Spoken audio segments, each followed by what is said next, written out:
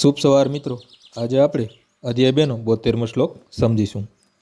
એસા બ્રાહ્મી સ્થિતિ પાર્થ નૈનામ પ્રાપ્ય વિમુહતિ સ્થિત્વા શ્યામંત કાલેપી બ્રહ્મ નિર્વાણ મુચ્યતિ। આ આધ્યાત્મિક તથા ઈશ્વરમય જીવનનો માર્ગ છે, જેને પામ્યા પછી મનુષ્ય મોહવશ થતો નથી। જો મનુષ્ય મરણ સમયે પણ આવી જ અવસ્થામાં રહે તો તે ભગવાનના ધામમાં પ્રવેશ પામી શકે છે। મનુષ્ય કૃષ્ણ ભાવનામૃત અથવા દિવ્ય જીવન એક જ ક્ષણમાં પામી શકે છે, અથવા તો આવી અવસ્થા તેને કરોડો જન્મો પછી પણ પ્રાપ્ત થતી નથી। આમાં સવાલ માત્ર સત્યને સમજવાનો અને તેને સ્વીકારવાનો છે।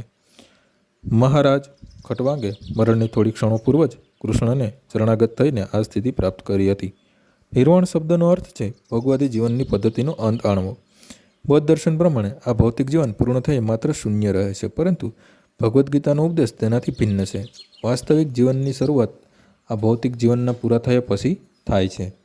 સ્થૂળ ભૌતિકતાવાદી માટે એટલું જ જાણી લેવું પૂરતું છે કે આ ભૌતિક જીવનનો અંત નિશ્ચિત છે, પરંતુ આધ્યાત્મિક દ્રષ્ટિએ ઉન્નત થયેલા મનુષ્ય માટે આ જીવન પછી અન્ય જીવનનો પ્રારંભ થાય છે।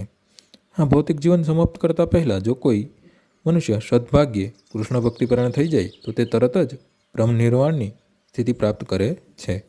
ભગવાનનું ધામ અને ભગવાનની ભક્તિમય સેવા વચ્ચે કોઈ તફાવત નથી। તે બંને પરમ સ્તરના હોવાથી ભગવાનની દિવ્ય પ્રેમસભર ભક્તિમય સેવામાં કાર્યરત થઈ રહેવું એટલે જ ભગવદ્ધામની પ્રાપ્તિ થવી। ભૌતિક જગતમાં ઇન્દ્રિય તૃપ્તિ વિષયક પ્રવૃત્તિઓ હોય છે, જ્યારે આધ્યાત્મિક જગતમાં કૃષ્ણ ભાવનામૃતની પ્રવૃત્તિઓ હોય છે। આ જીવન દરમિયાન જો કૃષ્ણ ભાવનામૃતની પ્રાપ્તિ થાય તો તે તત્કાળ બ્રહ્મ પ્રાપ્તિ સમાન છે, અને જે મનુષ્ય કૃષ્ણ ભાવનામૃતમાં અવસ્થિત થયેલો છે તે નિશ્ચિતપણે જ ભગવાનનું ધામ પામી ચૂક્યો હોય છે। બ્રહ્મ એ ભૌતિક પદાર્થથી તદ્દન ઉલટું છે, તેથી બ્રાહ્મી સ્થિતિનો અર્થ થાય છે ભૌતિક કાર્યોના સ્તર પરની ભૂમિકામાં હોવું।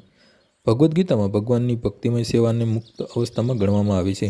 સગુણાન સમત્યેતાન બ્રહ્મ ઉપાય કલ્પતે, માટે બ્રહ્મની સ્થિતિ એટલે ભૌતિક બંધનમાંથી મુક્તિ પામવી એવો અર્થ થાય છે। શ્રીલ ભક્તિ વિનોદ ઠાકુરે ભગવદ્ ગીતાના આ બીજા અધ્યાયને સંપૂર્ણ ગ્રંથના સારરૂપ હોવાનું કહ્યું છે। ભગવદ્ ગીતામાં કર્મયોગ, જ્ઞાનયોગ તથા ભક્તિયોગના વિષયોનો સમાવેશ થાય છે। આ દ્વિતીય અધ્યાયમાં સંપૂર્ણ ગ્રંથના વિષયાનુક્રમે તરીકે કર્મયોગ અને જ્ઞાનયોગનું સ્પષ્ટ નિરૂપણ થયું છે, અને ભક્તિયોગનું પણ અંશતઃ દર્શન કરાવ્યું છે। આજે અધ્યાય 2 પૂર્ણ થાય છે। આવતીકાલે સવારે આપણે અધ્યાય 3થી શરૂઆત કરીશું। જય શ્રી કૃષ્ણ। શ્રી રામ